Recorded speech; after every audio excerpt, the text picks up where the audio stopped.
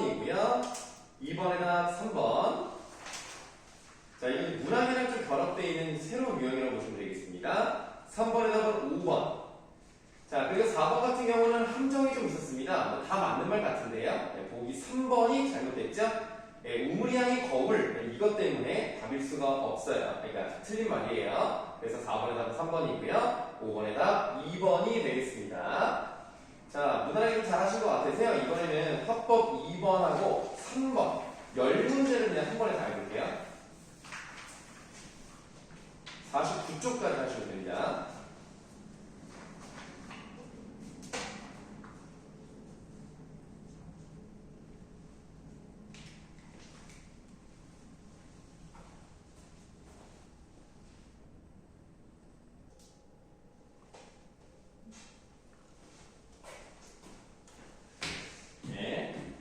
화법 2강이랑 3강이 1강보다 더 어려웠던 것 같습니다. 지금 뭐 시간은 뭐 그렇게 많이 차이는 나는 것 같지는 않은데 이 정답률이 좀 많이 내려갔어요.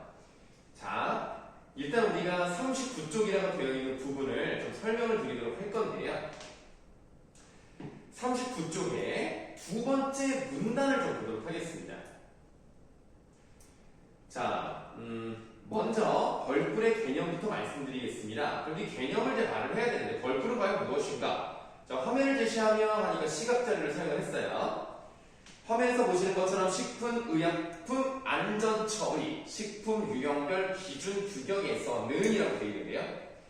우리가 일반적으로 식약처라고 말을 합니다. 이 식약처라는 것은 우리나라에서 식품, 그리고 약품 이쪽의 전문 기관이라는 거예요. 그래서 얘네가 만들어낸 식품 유형별 기준 규격이라고 하는 정보의 출처를 언급했기 때문에 신뢰성을 높이고 있다는 것은 맞다고 볼 수 있겠습니다. 자, 그래서 나오지 않은 것은 2번이 되겠습니다. 자, 1번의 답은 2번이고요. 그 다음에 본문에서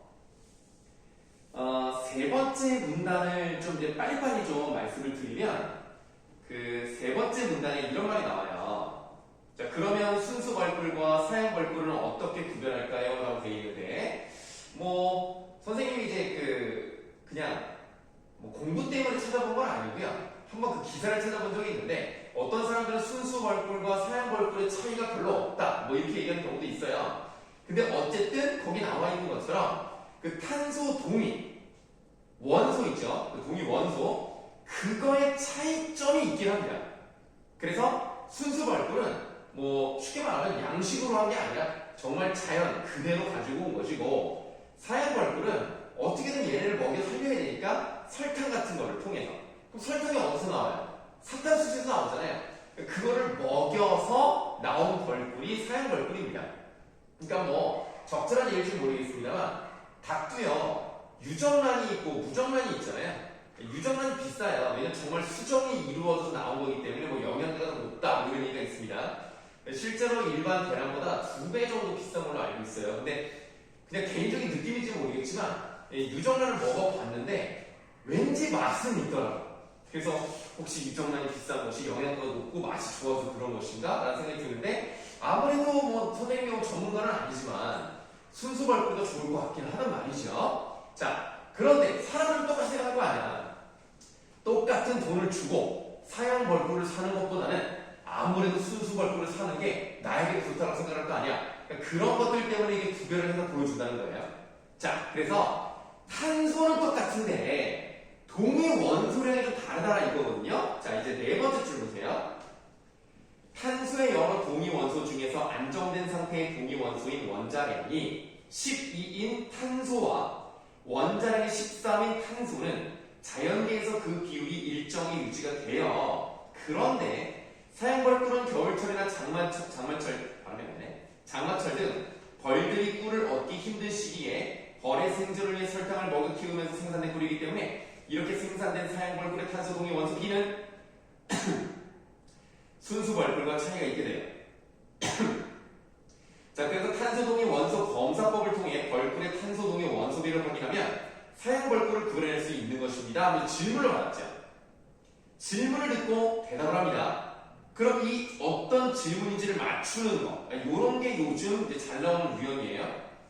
방금 설명드린 것처럼 자연계에서는 원자량이 12인 탄소와 원자량 13인 탄소의 비율이 일정합니다. 하지만 식물마다 탄소를 활용하는 탄수화물 합성 방식이 달라요. 그러니까 사탕수수는 그 탄소의 비율을 다르게 구성하고 있단 말이야. 그럼 그 다르게 구성된 탄소를 바탕으로 만들어진 설탕을 먹은 꿀벌의 벌꿀, 그 꿀은 아무래도 그 동위 원소비가 다르게 나타나겠죠. 진짜 꽃에서 갖고 온 것보다는.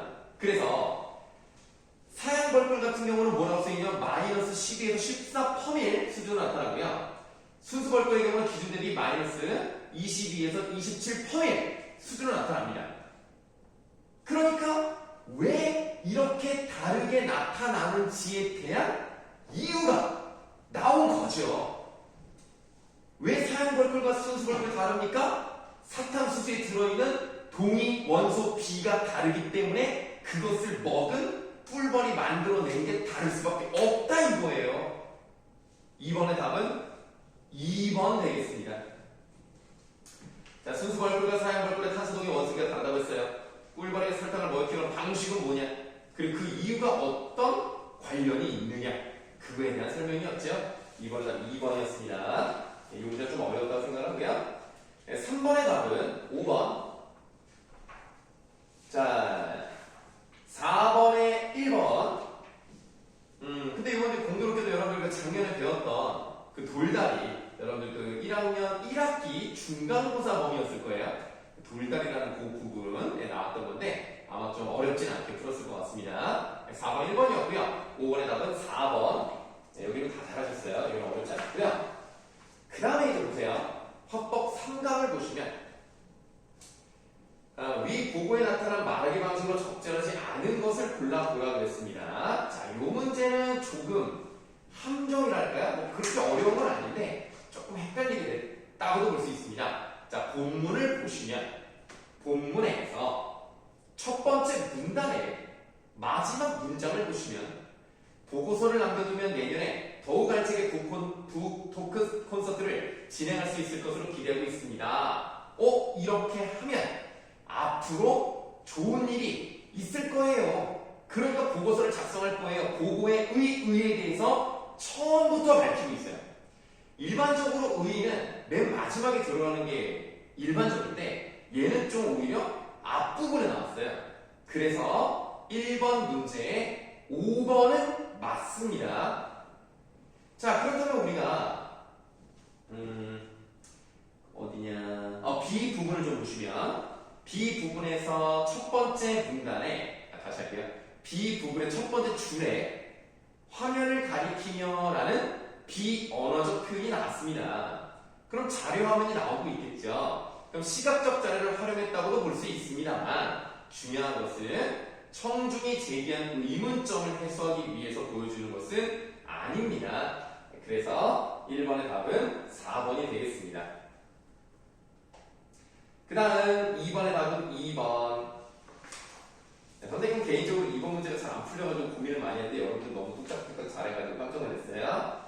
자, 3번 문제로 가시겠습니다. 자, 위 대화 참여자들의 의사소통 방식에 대한 설명으로 가장 적절한 것을 골라보라고 했습니다. 일단은 이런 것들 문제를 푸실 때는 3번 같은 문제를 먼저 보셔야 된다는 겁니다. 왜? 윤진이, 시연이, 지성이 이렇게 나와요. 그러면 우리가 대사를 왔다 갔다 하면 좀 힘들 수 있으니까 윤진이 대사가 2번 정도 나오고 시연이 대사가 2번 정도 나오는, 그러니까 예를 들면 윤진, 시연, 지성, 시연, 윤진 요 정도까지 보시고 문제 보기를 보시면 어느 정도 좀 빨리빨리 풀 수 있지 않나 이렇게 생각을 해봅니다.